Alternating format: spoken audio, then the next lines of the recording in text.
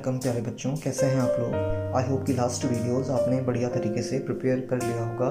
बच्चों, मैथ्स ऐसा सब्जेक्ट है जिसे और कुछ नहीं चाहिए बट एक ऐसा स्टूडेंट चाहिए जो उसके पीछे पड़ जाए। Don't allow maths to make you suffer, है ना। Try to grasp the concepts and accept the challenges involved in doing the maths. So with this note, let's start NCERT exercise 1.1 solution. Our first example. ठीक है, देखिए there are two numbers. They are saying there are two numbers 40, 52 and 125, 76. What you have to do?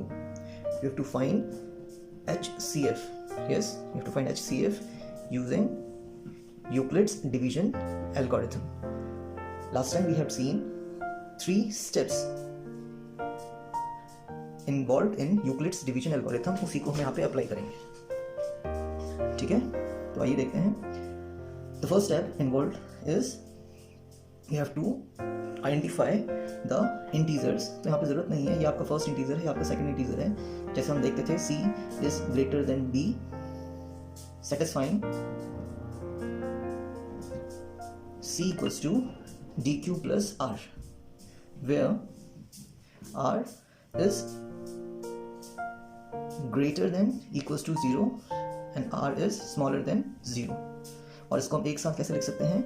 Reminder r is greater than equals to 0, first condition, and second condition it is smaller than the divisor itself. It is d, okay? Remainder is greater than equals to 0 and remainder is less than division. Always both conditions are combined. Remainder is greater than equals to 0 and remainder is less than division. ठीक है, तो apply division lemma to 40, 52 and 1 to 576. Here 1 to 576 is greater than 40, 50. ठीक है, तो इस चीज को हमें इस तरीके से लिखना है। तो बहुत इजी तरीका मैं बता रहा हूं आप लोगों को। That is finding HCF using division method. Step by step करेंगे इसको। ये आपका रफ वर्क होगा बच्चे, इसको ऐसे भी किया जा सकता है but try to do it roughly. So the बड़ा number is 12,576, that is your C, यानी आपका D बनेगा। डिविडेंड और डिवीजन डिवाइड कर लेते हैं।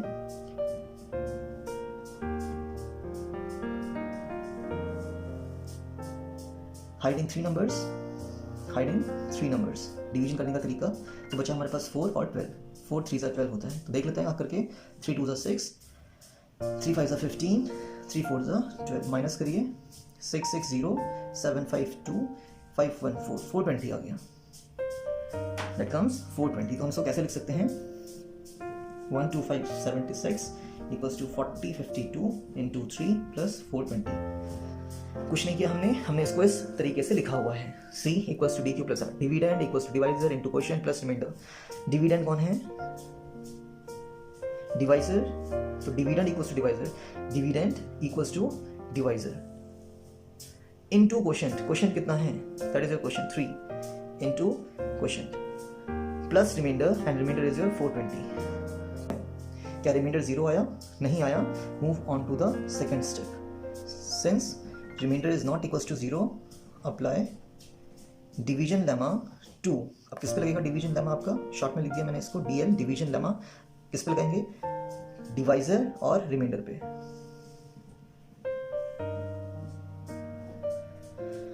Since reminder is 0 not equals to 0, तो हमें दोबारा से डिवीजन लेमा को अप्लाई करना है। किस पे करना है? डिवाइजर और रिमाइंडर पे। मींस डिवाइजर ये रहा, और सॉरी डिवाइजर ये था यहाँ पे और रिमाइंडर ये था। अब क्या हो जाएगा? ये आपका डिवाइजर बनेगा और जो रिमाइंडर और जो आपका डिवाइजर था वो आपका डिविडेंड बन जाएगा। हमें 40 52 को डिवाइड करना है 420 से। हमें 40 52 को डिवाइड करना है 420 से। So how many times? See यहाँ पे हम 2 नंबर्स को हाइड कर सकते हैं, यहाँ पे हम 2 नंबर्स को हाइड कर सकते हैं। सो बच गया 4 and 40। 4 10 40 होता है बट हम 10 नहीं ले सकते हैं, तो 9 देख के देखते हैं कितने टाइम्स जाता है। 9 0 0, 9 2 18, 9 4 36, 37, 2, 15 minus 8 is 7 एंड यहाँ पे बच गया आपका 9, 9 minus 7 is 2, 272. ठीक है, तो हम कैसे लिखेंगे again, dividend equals to divisor into question plus remainder. वापस से 40 52 इक्वल्स टू 20 इंटू 9 प्लस 272.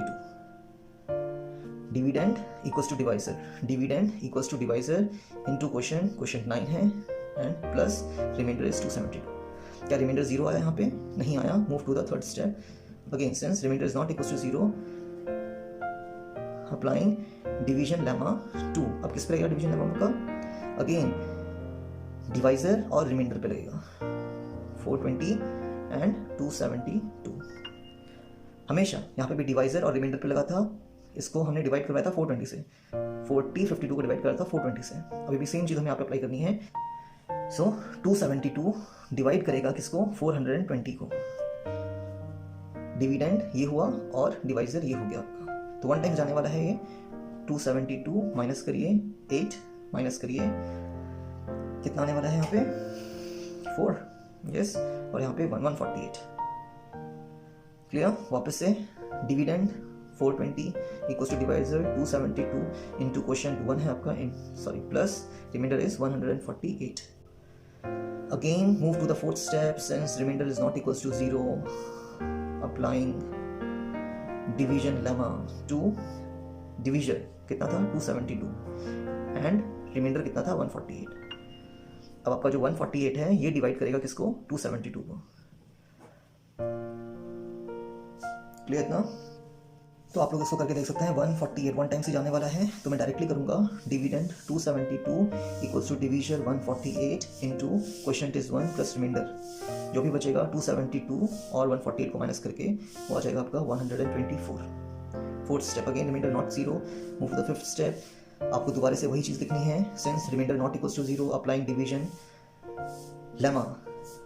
ठीक है, 2 किस पे लगेगा डिवीजन लेमा आपका? 148 और 124 में. मैं डायरेक्टली करूंगा इसको. Dividend that is 148 equals to divisor 124 into question, यहाँ पे 1 आने वाला है फिर से, प्लस रिमाइंडर. रिमाइंडर कितना हो जाएगा? 24. Again remainder is not 0. Move further. Dividend ये होगा, डिवाइजर ये होगा. तो 124 dividend equals to divisor is 24 into question. देखिए 5 टाइम्स 24, 5 से 120 होता है तो 4 बच जाएगा, plus remainder is 4. Move to the next step. 7th step. Dividend ये हो जाएगा, डिवाइजर हमारे पास 4 होगा. तो 24 equals to 4 divisor into question. 4 6 24 plus यहाँ पे रिमाइंडर 0 आएगा. आप इसको फर्दर आगे बढ़ा सकते हैं जैसे हमने यहाँ पे किया था. आप इसको आगे बढ़ाइए और ये 3 स्टेप्स आपको मिल जाएंगे. और यहाँ से यहाँ तक जाएगा. ठीक है, ये फर्स्ट स्टेप था. Second step, third step, fourth, fifth, sixth and 6 steps total हैं इसके. सो देखिए जिस भी स्टेप में रिमाइंडर 0 आता है उसका जो डिवीजर होता है वो आपका HCF बन जाएगा. Therefore required HCF, therefore required HCF किसका? Of 40 52 and 12 5 76. इसको ऐसे पढ़ा जाएगा HCF of 4052 and 12576 is 4. The last divisor when the remainder is 0 is the HCF. So इसका ये तरीका है डिवीजन करने का. डिवाइड करते चलिए जब तक आपका रिमाइंडर 0 नहीं आता है. जहाँ पे रिमाइंडर 0 आएगा उसका जो भी डिवीजर होगा वो आपका HCF देगा. इसी पे बेस्ड एक सैम्पल प्रॉब्लम आप और करेंगे जिसको मैं P1 नाम दे रहा हूँ. प्रॉब्लम 1. ठीक है, इसमें आपको 3 नंबर्स दिए थे या 3 इंटीजर्स दिए थे. एग्जाम्पल फर्स्ट था उसमें हमने 2 इंटीजर्स का HCF निकाला था यूजिंग डिवीजन लेमा. यहाँ पे भी हम वही स्टेप को अप्लाई करने वाले हैं. ठीक है, मैं यहाँ पे रफ वर्क से स्टार्ट कर रहा हूँ आपका, फिर आपको मैं बताऊंगा कैसे इसको अप्लाई करना है. That is rough work. ठीक है, I am taking the smallest number और उसके बाद वाला नंबर. यहाँ पे C मेरा कौन होगा? बड़ा नंबर होगा. ये वाला C होगा और ये आपका D होने वाला है. For C 567 and D 441. सो हम डिवाइड करने वाले हैं 567 को 441 से. ठीक है, तो ये 1 टाइम्स जाने वाला है, कितना आएगा 441 ही आने वाला है। माइनस करिए, रिमाइंडर 7 - 1 is 6, यहाँ पे 2 है, यहाँ पे 1 है। अगेन ये आपका हो जाएगा, जो रिमाइंडर होता है बच्चों डिवीजन हो जाएगा और ये आपका डिविडेंड हो जाएगा। 441 को डिवाइड करिए 126 से 3 टाइम्स, 6 3 18, 3 2 6 and 7, 3 1 3। माइनस करिए, कितना आने वाला है, यहाँ पे 3 आएगा और यहाँ पे 6 आने वाला है। ओके, अगेन जो रिमाइंडर है वो आपका डिवाइजर बनेगा, ऊपर 126 को नीचे लेके आइए। 126 को डिवाइड कर रहे हैं हम, 63 से 2 टाइम्स गए बच्चे 126। ठीक है, रफ वर्क चल रहा है हमारा, ये रफ में हमने किया है। जो इसमें नेक्स्ट स्टेप होगा आपका, उसमें आपको 63, अगर हमारे 2 ही नंबर्स होते हो 63 हमारा क्या आ जाता, HCF आ जाता। ठीक है, इन दोनों में 63 फैक्टर कॉमन है। अब हम 693 और 63 को सॉल्व करेंगे। अब यहाँ पे हमारा C क्या होगा, नेक्स्ट स्टेप C हो जाएगा हमारा जो बड़ा नंबर है, दैट इज 693, और D हो जाएगा यहाँ पे हमारा कौन, जो हमारा HCF आया 63, that is your HCF। Clear. Again आपको डिवाइड करना है 693 को किससे, छोटे नंबर से 63 से। देखिए कितने टाइम जाने वाला है, 63 1 63 ही जा रहा है, 6 बचा 3 आ गया, अगेन 1 63 और रिमाइंडर हमारा खत्म हो गया, there is no remainder left. तो जहाँ पे भी जिस भी स्टेप में रिमाइंडर 0 आता है उसका जो डिवीजर होता है वो हमारा HCF आ गया। क्लियर। तो ये तो रफ वर्क था हमारा। अब हम स्टेप बाय स्टेप करेंगे। Solution P1, apply division lemma to 441 and 567। Again CED वही कहानी है, डिवाइड करेंगे। ठीक है, तो हम क्या लिखते हैं, देखिए इतना आपका फर्स्ट स्टेप था, तो यहां पे हमारा, तो देखिए इतना हमारा फर्स्ट स्टेप था। तो यहाँ पे डिविडेंड कितना था हमारा 567 इक्वल्स टू डिवाइजर था 441 इनटू क्वोशिएंट आपका 1 है प्लस रिमाइंडर कितना है 126। First step, since r not equals to 0 apply division lemma 2। अब किस पे लगेगा डिवीजन लेमा, जो आपका डिवाइजर है और जो आपका रिमाइंडर है 441 एंड 126। तो देखिए सेकंड स्टेप में हम क्या कर सकते हैं, we can do up to here, ये हमारा सेकंड स्टेप है। Clear.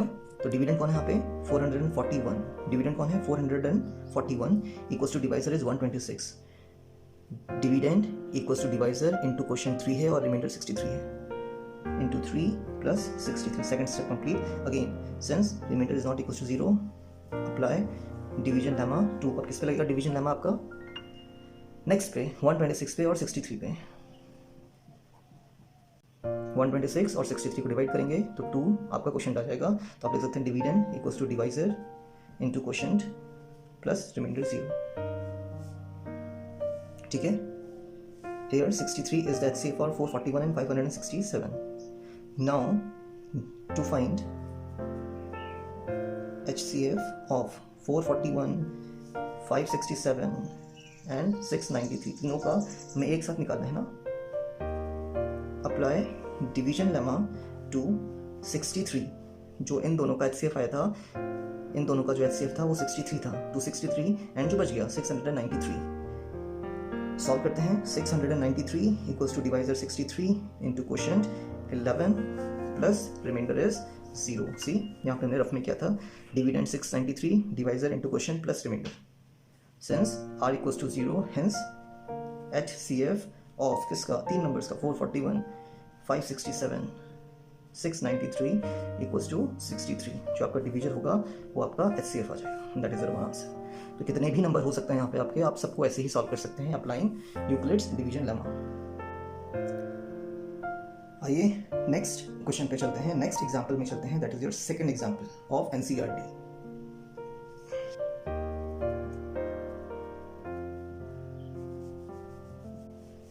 Solution of example number 2।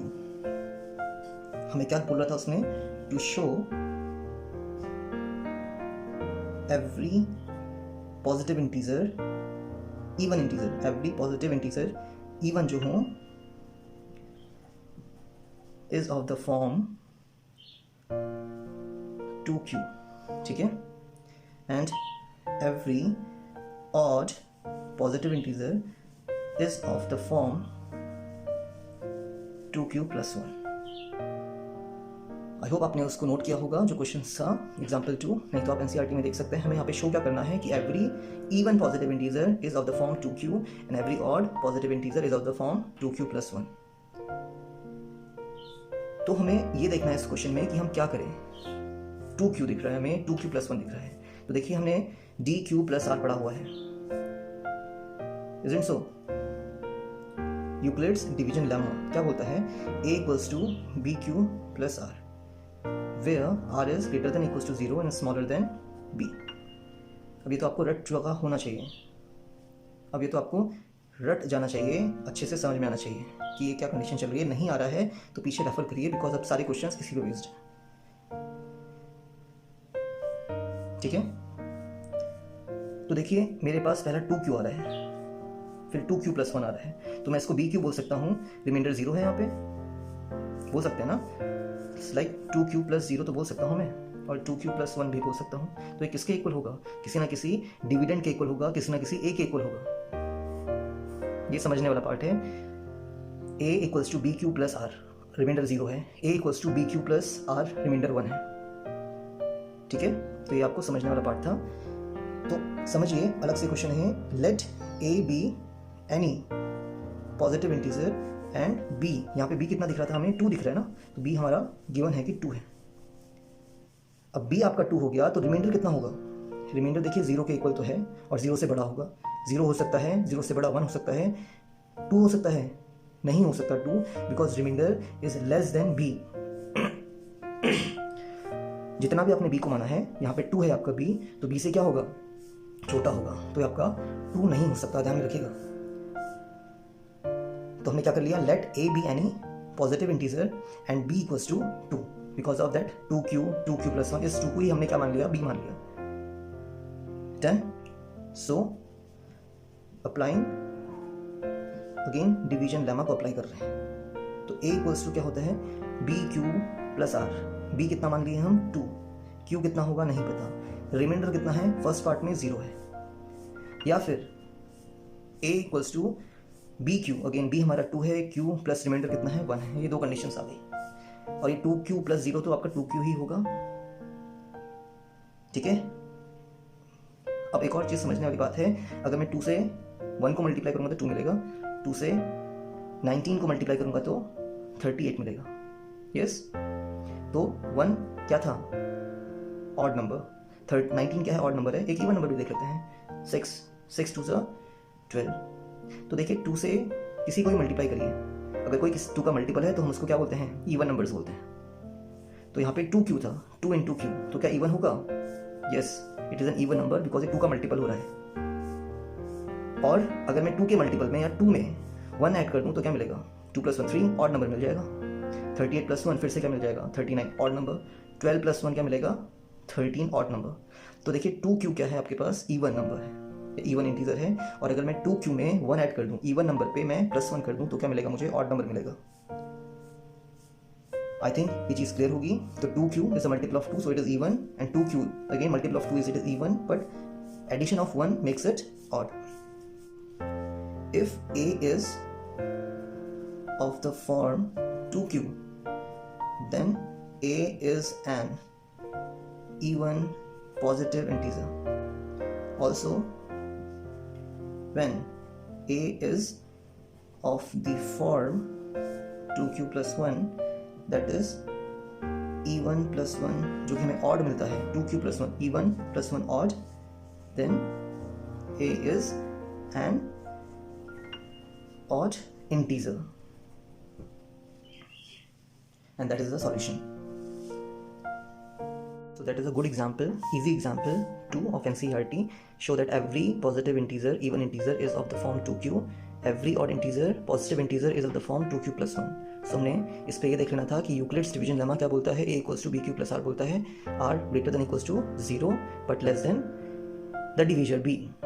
So हमने क्या मान लिया? Let a be any positive integer and b equals to 2 मान लिया. because of that 2q plus 1, a equals to 2q plus 0 लिखा जा सकता है. A equals to B Q plus 1 भी लिखा जा सकता है। रिमाइंडर 0 है यहाँ पे, रिमाइंडर 1 यहाँ पे है।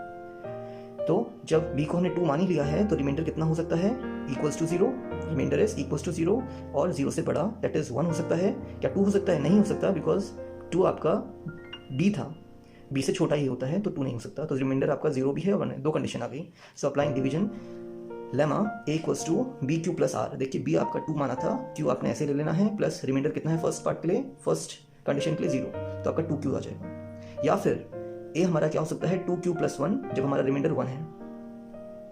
मैंने आपको बताया कि 2 का मल्टीपल हमेशा इवन देगा, 2 का मल्टीपल इवन तो था बट प्लस 1 ने इसको क्या बना दिया, ऑड बना दिया। सो फाइनल पार्ट में आते हैं। If a is of the form 2q then a is an even positive integer। 2q है, पॉजिटिव तो है, वो इवन इंटीजर है। Also when a is of the form 2q plus 1 that is even plus 1, ये आपका even number है 2q, plus 1 कर दिया हमने तो ये ऑड दे देगा आपको। Then a is an odd positive integer and that is the end of this solution। So example number 3 में हमें शो करने को बोल रहा है कि any positive odd integer is of the form 4q plus 1 और 4q plus 3। देखिए 4q क्या होगा, अगेन इवन इंटीजर बिकॉज ये 2 का मल्टीपल है, 2 2 4 इंटू क्यू, प्लस 1 क्या दे देगा, इसको ऑड बना देगा। ऐसे ही 4q plus 3 even plus 3 that is odd number ना, तो इसको ऑड बनाएगा। Clear, even plus odd is odd, even plus odd is odd, 1 odd है 3 ऑड है तो ये ऑड हो जाएगा, तो ये हमें प्रूफ करना है। क्लियर, तो अगेन हमें पता है by Euclid's division lemma a equals to bq plus r where remainder is greater than equals to 0 and remainder is less than the division। मान लेते हैं let a be any positive integer and b को कितना मान लेंगे यहाँ पे हम, क्या प्रूफ करना है, देखिए 4q plus 1, तो b हमारा 4 होगा बच्चे। देन जो रिमाइंडर निकल के आएगा वो कितना होगा, रिमाइंडर देखिए रिमाइंडर इज इक्वल्स टू 0 और 0 से बड़ा होता है, ग्रेटर देन 0, तो 1 हो जाएगा, 2 हो जाएगा, 3 हो जाएगा। क्या 4 भी होगा? नहीं होगा, बिकॉज 4 आपका b था, b इक्वल्स टू 4 तो b से छोटा होता है, तो 4 नहीं हो सकता। 1 2 3 और 0 आपका रिमाइंडर हो गया। आइए कंडीशन चेक करते हैं। a इक्वल्स टू क्या होगा, B Q plus R, b कितना 4, q प्लस रिमाइंडर कितना, पहले पार्ट के लिए 0 था तो ये 4q ही रह जाएगा जो कि हमारे पास एक इवन इंटीजर है। और a equals to 4q plus remainder कितना ले लेंगे अब, 1 ले लेंगे। ये हमारा इवन होगा ऑड होगा, that is odd, even plus 1 is odd. और a equals to 4q plus 2, ये हमारा कैसा होगा, इवन ऑड। देखिए even plus even is always even, आप चेक भी कर सकते हैं, कोई भी वैल्यू रखिए इस पर, 1 2 3 सॉल्व करिए, आपको हमेशा इवन वैल्यू मिलेगी। और a equals to 4q plus 3, next remainder 3 है, बाकी सब कुछ सेम हो रहा है, खाली 0 1 2 3 रिमाइंडर को हम चेंज कर रहे हैं, कंडीशंस बदल रहे हैं। इवन प्लस ऑड क्या होता है, ऑड होता है।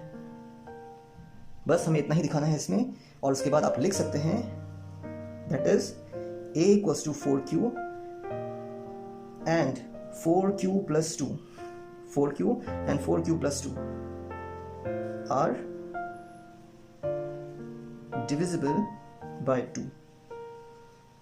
Therefore, any odd integer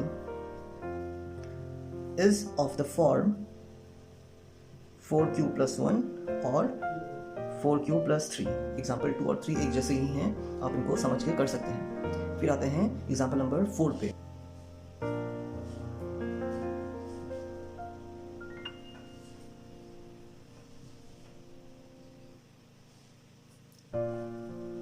So, solution।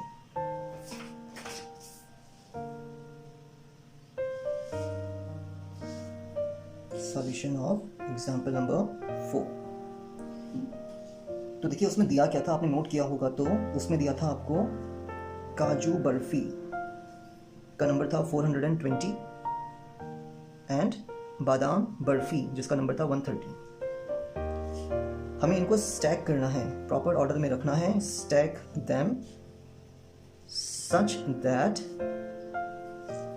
Each stack has same number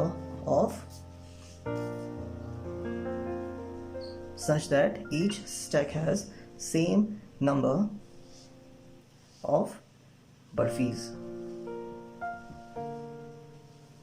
okay, थोड़ा समझिए इसको, मैं रफली कर रहा हूं पहले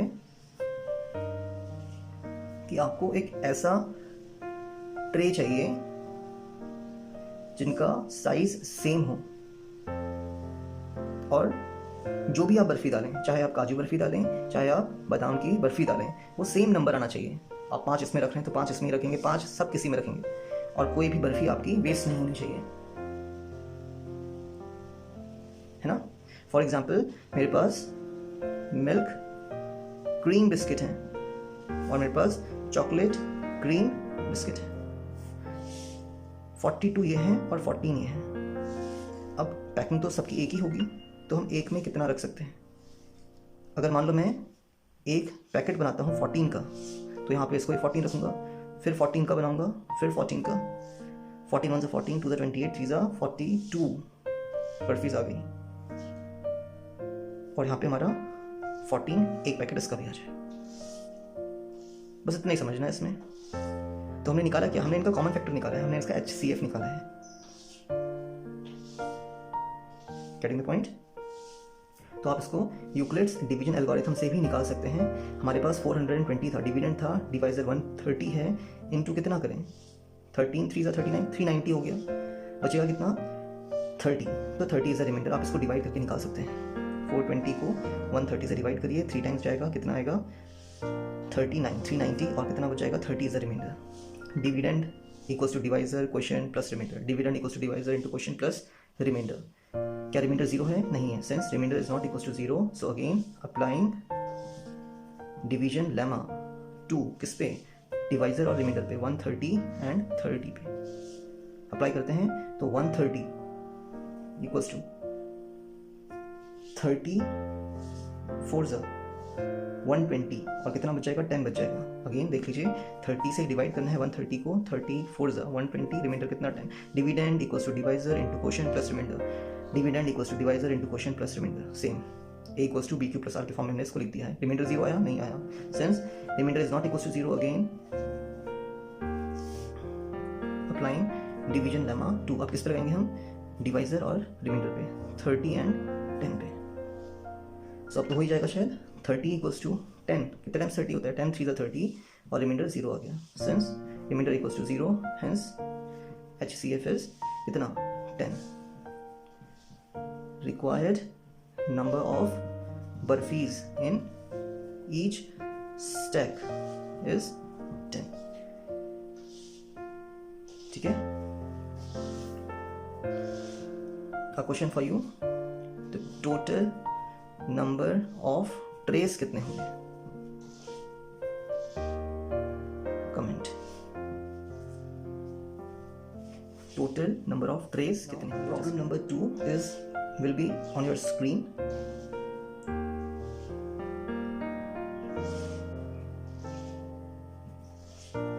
Take it as a challenger question, try to solve it with an explanation। ठीक है, सॉल्व करने की कोशिश करिएगा। हिंट मैं दे रहा हूँ, ये आपका प्रॉब्लम एग्जाम्पल नंबर 4 का जस्ट रिवर्स है। यहाँ पे आपने HCF निकाला था, इस पे आप LCM निकालेंगे। More assignment for you, NCERT exercise 1.1 का क्वेश्चन नंबर 1 आप सॉल्व कर सकते हैं। क्वेश्चन नंबर 3 आप सॉल्व करने के हालत में है अभी, और क्वेश्चन नंबर 4 भी आप सॉल्व कर सकते हैं। Try yourself so that next video can be fast forward that part। आप इन पार्ट्स को अगर आपने सॉल्व कर लिया, इन पार्ट्स को आप फास्ट फॉरवर्ड करके चेक कर सकते हैं इन द नेक्स्ट वीडियो, और आपका टाइम भी सेव होगा। तो प्यारे बच्चों, thank you and have a nice day और the next day ahead, and keep giving yourself challenges. Thank you.